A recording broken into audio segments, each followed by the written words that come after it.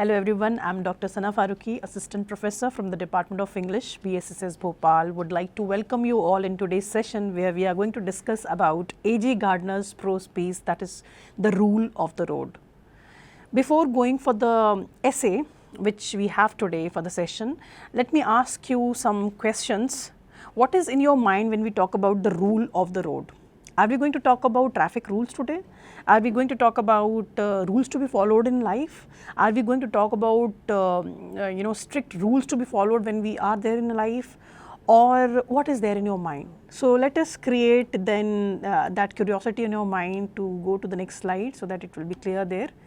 So before going for the prose piece, the rule of the road, let's talk about the writer first.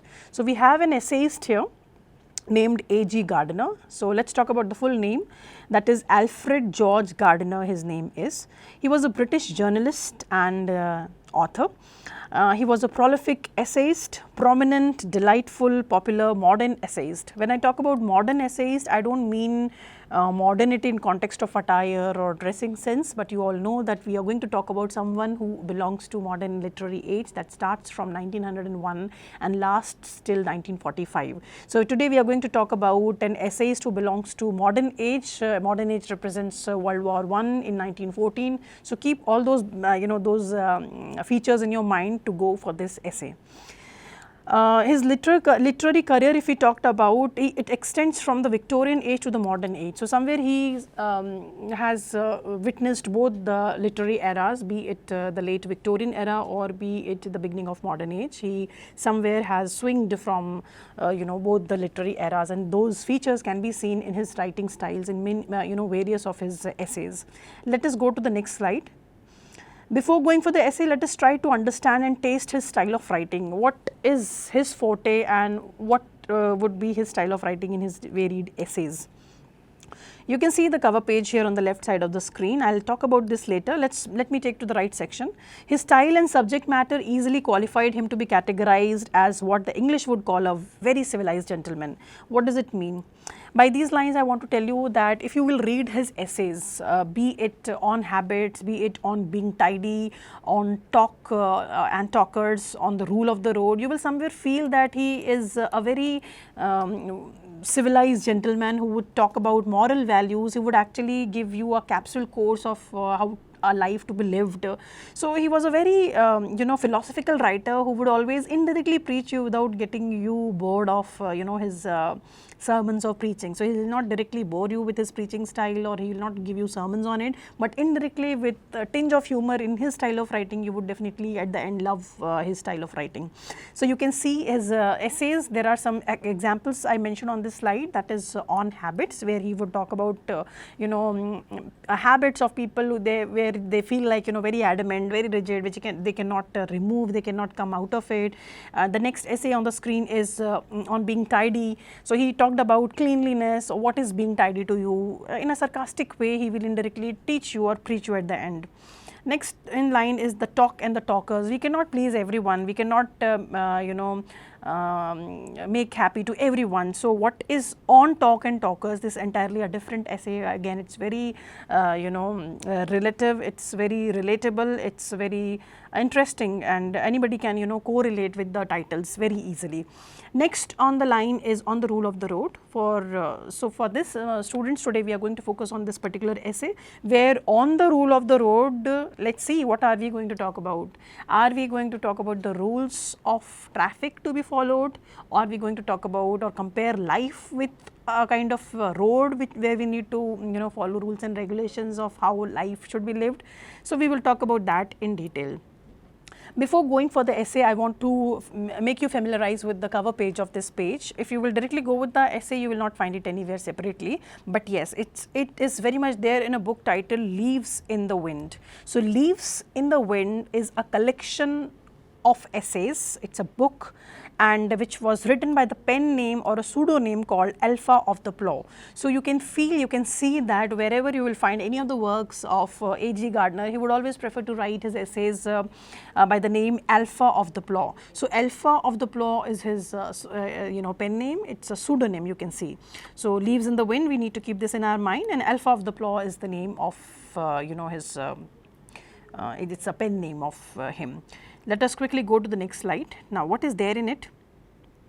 Again, we are continuing our lecture with the style of writing. As we all know, if you ask yourself, or you might have heard many a times when anybody asks that what is literature, we usually say that literature is a mirror of society, which is representing society somewhere, talking about people's lives, people's tragic moments and different varied spices of life. So, when I talk about mirror of life, there are hardly any writer, I can say few writers would talk about petty issues and petty incidents of life. So, when I talk about this category, I want you to ponder your thoughts on A.J. Gardner, because only few can understand the moral behind those incidents. So, there are many petty events, plenty of events or situations which we meet in our lives. So, A.J. Gardner is going to talk about those petty, irrelevant and unimportant areas with his interesting style of writing, right? Learning the works of great literary social explorers. Now, when we read A.J. Gardner's work, this is somewhere a kind of eye opener. Why am I saying eye opener? Because it will indirectly preach you, it will not bore you with this preaching and sermons, but indirectly it will talk about what are good habits, what are bad habits, how a life should be lived, what do you mean by liberty, what do you mean by habits. So many things are there. We will talk about on the rule of the road in detail in the later slides. Then to realize the pitfalls of our everyday activities. His core intention in his essays would always be to indirectly preaching his readers by talking about the pitfalls of everyone's activities, pitfalls, and learning and coming out of those pitfalls and how to deal with it. It can be found in many of the works. Now, he was very famous in Ever Cherished Essayist. Why is he famous? Because his style of writing would be very easy. He would not talk about epic, he would not talk about purple patches, he would not talk about heavy allegorical references, illusion and imagism. He would not talk about those heavy literary devices which can be used in poetries, but his style of writing would be very easy and with a tinge of humor in it.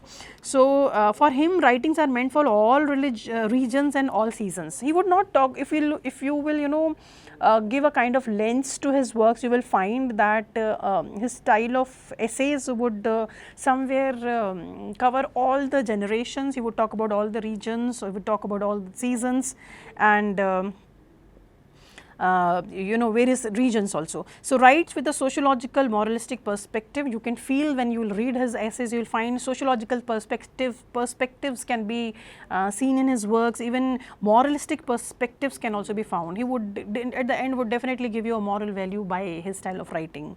Okay, so as I have covered this slide, let us go to the next page.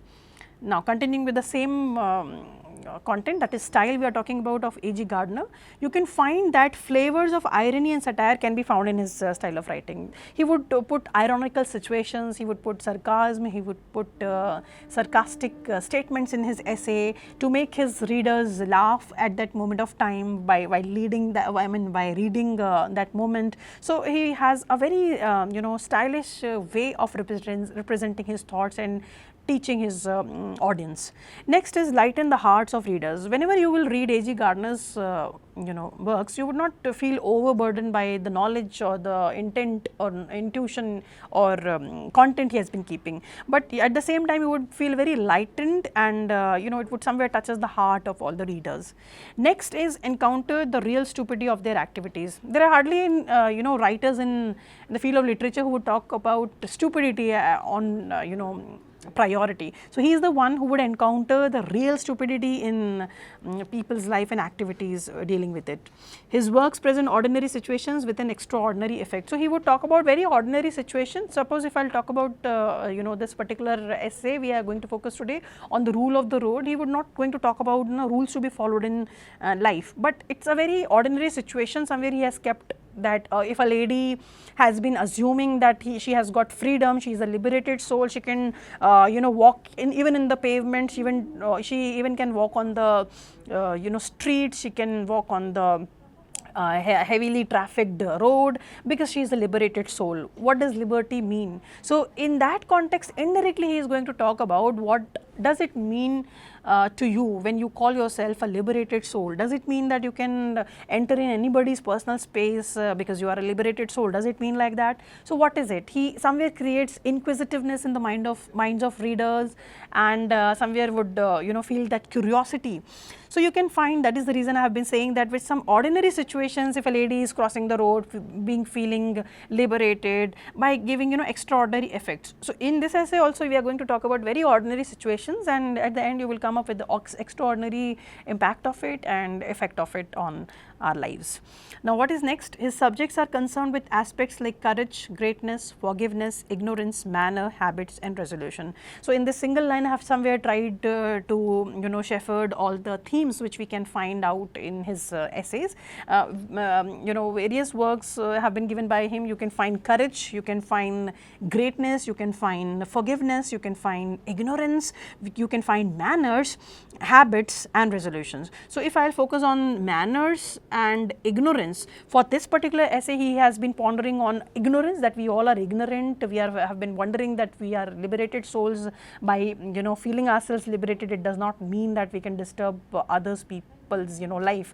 So ignorance and manners are going to be focused as some of the themes in this particular essay. Next is his excellent imagination and literary skill create an unforgettable imprint in the minds of readers. His literary skill, the way he writes, the way he explains ordinary situations for teaching extraordinary message to the readers, somewhere he has been embossing unforgettable imprint in the minds of his readers, and you can witness it when you will read his essays. Next is his essays are not complicated or tricky. He would not write allegorically, he will not use complicated language in his essays, he would not sound tricky, he would not use any complicated context in it, but it would be very easy, very direct to the audience with a tinge of humor in it. So next is he writes on trivial matters. Yeah, I am saying it trivial matters because you'll find the title itself is showing on the rule of the road, as if I'm going to talk about traffic rules today, but I am not at all going to talk about traffic rules. I'm going to talk about something related to liberty, something related to freedom, something related to what is our personal space, where to draw the line, that should be known to everyone. So this is what we are talking about. So it sounds that he talks about trivial matters which everyone faces in day-to-day life with less importance. Next is he looks at the oddities of life with the diversified perspectives and beautifies them with the added flavor of humorous sense and present them with a unique style of simplicity. So his style of writing is very simple. He would not use purple patches in his essays, he will not use jargons, he will not use alien language and heavy vocabulary. It would be very easy to understand and with moral values behind it. Last is he laughs at the follies of people and satirizes his own defects. The best way to create sense of humor is to laugh on our own selves. So he is the one who would always laugh on his own defects and satirizes situations and talks about follies of others without hurting them. So this is what his style of writing keeps in his in himself. Next is as an essayist, he assumed the role of preacher and moralist to the core. To the core, if you'll find out the depth of his soul, he would always come up with preaching and moralistic value. He would definitely come up with moral value at the end of his essay without making you bored of it. He wrote for uplifting the manners and moral of the war-ridden English society. His prime motive to write any of the essays would always to uplift the manners. Somewhere he has been keeping moralistic values to be enlightened in the mind of readers. They should keep themselves updated in context of manners and morals. So that is the reason you can find that upliftment is very much there in those two areas in his writing. And he feels that this is the only perfect way by which he can channelize the public on the right path and keep them on the right track. Next was a dedicated task because they were not prepared to list in essays like On Habits, in defense of ignorance, talks about his personal defects and their effects. We are not going to focus on habits and in defense of ignorance today, but yes, somewhere these are the works, these are the essays where he actually came up, he has come up with a list that this should be there, this should not be there if you have been living a life like this or that. Coming back to the context, we are done with a little information, historical background of A.G. Gardner, as I already explained you on that area. Now, let us focus on the essay that is on the rule of the road. Now, what is there in it? You can see a picture on the left side of your screen. It seems that nobody has been following any rule here. A man has been taking that wheelchair, keeping that old man sat on it. Another person might be going to office, and on the left side you can say pavement have been used by three people, but it seems a little organized. I will tell you later on what is going to be said by him in this essay. So, issue of freedom has been mentioned. When I talk about on the rule of the road, he talked about issues of freedom. Sometimes we feel that, let's suppose if we talk, being an Indian, if I will talk about my country, my democracy, if I say that I got independence in 1947, does that mean that I am a liberated soul and I can do whatever I want to? I can tease anybody, I can bully anybody, because I am a liberated soul, I can walk on pavement if I wish to walk. If I want to walk on a heavily trafficked area, I can do it because I have already got democracy. In 1947, does it mean that? What does liberty mean to you? So, this is what he has been creating, a kind of inquisitiveness in yourself on the issue of freedom. What does freedom mean to you? So, people in ignorance misuse their individual freedom. So, he wants to say that ignorance somewhere, by being negligent or maybe by being ignorant, sometimes people misused their individual freedom. Liberty is not a personal affair only, but a social contract. So, he has somewhere been trying to say that liberty is not a personal affair, but a social contract. We all have been keeping liberated soul. We are living in an independent country, but that does not mean that we can break the rules of personal lives of others. We can dive in anybody's personal matter, personal affair. It does not mean like that. We should know where to draw the line. There should be some kind of areas where we should know that this is a limit and we should not cross it. Next is in matters which do not touch anybody else's liberty.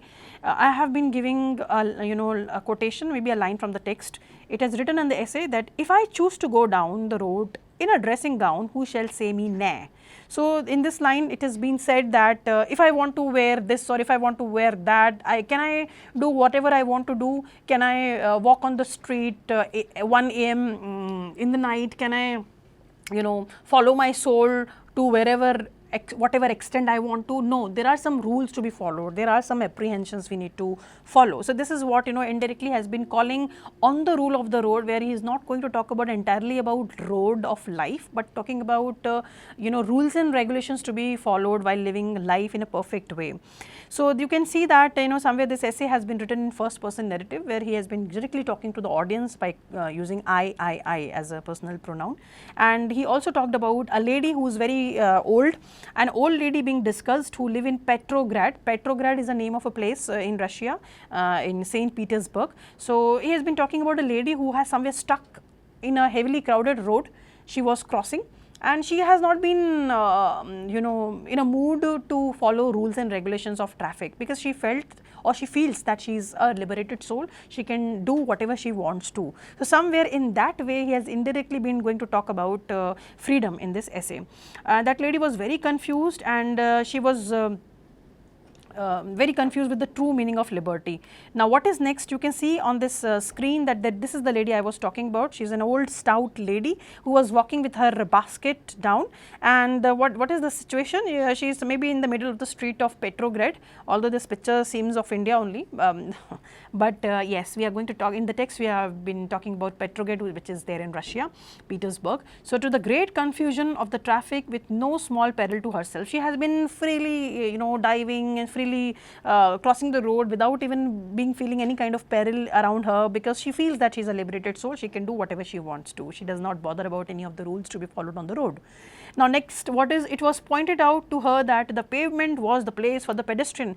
She might have stopped by the traffic police and might have been told by the police that for pedestrians this is the pavement you should follow, you should not walk on the heavily crowded road, you should not walk on the heavily crowded road. On which she replied, I am going to walk where I like, we have got liberty now. So, somewhere liberty, what does it mean to her? Does it mean that she can do whatever she wants to? So, indirectly, you know, A.G. Gardner has created a kind of humor, he has created a kind of pun and a tinge of humor in it by indirectly talking about moral values to be followed in life. In this picture you can see, suppose if we will do whatever we want to, if we will not follow the rules and regulations which need to be followed, this will be the condition of our country, where everybody will go wherever they want to. So, what is there in it? It did not occur to the dear old lady that if liberty entitled to the pedestrian to walk down the middle of the road, then the end of such liberty would be universal chaos. You can see that if everybody will, you know, everybody would be getting in everybody else's way, then nobody would get anywhere and we all would be stuck somewhere and we will not be able to reach any of the destinations of our lives. So, what is it? So, we need to follow some rules and regulations. We somewhere feel you know, traffic police or maybe rules and regulations are somewhere hampering our freedom. It is not like that. He did mention about it that you know, individual liberty would have become social anarchy. If we will not you know, if we will totally entirely believe in individuals liberty, then it would be a social anarchy where there would be lawlessness. That is also not acceptable. We need to be there in a country where laws should be very much there. So, we cannot follow social anarchy, okay, by following our own individual liberty. There should be some kind of balance between those two elements. Now, next is, it means that in order that the liberties of all may be preserve, the liberties everybody must be curtailed. So, we should know where to, you know, put a kind of curtailment to it and we should preserve it. When the policeman says at Piccadilly Circus steps into the middle of the road, puts his hand, is a symbol of tyranny. This I have taken from the text only. These are the lines I have taken from the essay, where, you know, A.G. Gardner has also mentioned that when you are being stopped by a traffic police, it does not mean that he has been stopping you, has been, you know, disturbing or hampering your freedom. But actually, traffic police is a symbol of liberty. It's not a symbol of tyranny. He's not creating mess in your life, but he has been creating clarity in your way so that, you know, there will be no mess ahead. So, this is all about the message. Message is really interesting. It's very relatable that we should know where to draw the line.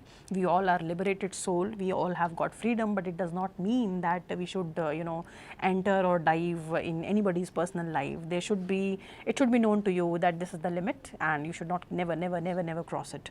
So, these are the themes. So, concluding message of this essay, you can say that liberty has really been mentioned in a sarcastic way by talking about the example of that lady who has been wondering that she is a liberated soul and she has not been following the rules and regulations to be followed on the road.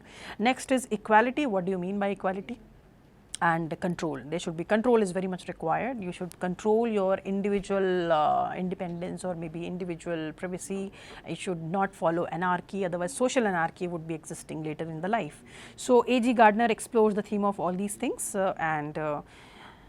for Gardner, it finds difficult when individual personal liberty impinges on the liberty of the majority and gives the case of old women walking down the middle of the street. So, whatever has been written here on the screen, I have already mentioned it in my lecture. I do not think you have been keeping any doubt on it. If you have any doubt, you can anytime put a text message down and I would love to answer it. So, that is all for today's session. We are done with On the Rule of the Road by A.G. Gardner. Thank you so much. We will meet with some new learnings in the next video. Thank you.